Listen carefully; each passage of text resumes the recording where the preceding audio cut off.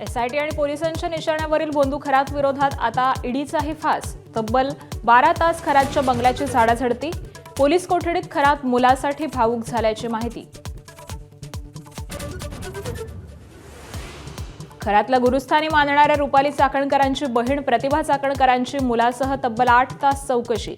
समता पतसंस्थेतील कोणतीही खाती उघडली नाहीत. सही बनावट असल्याचा प्रतिभा चाकणकरांचा दावा. पुणे महानगरपालिकेच्या पुनर्रचनेविरोधामध्ये सुनेत्रा पवारांची मुख्यमंत्र्यांकडे धाव. राजकीय फायदा लक्षात घेऊन रचनेत बदल केल्याचा आक्षेप. पुनर्विचार करण्याची पत्राद्वारे मागणी.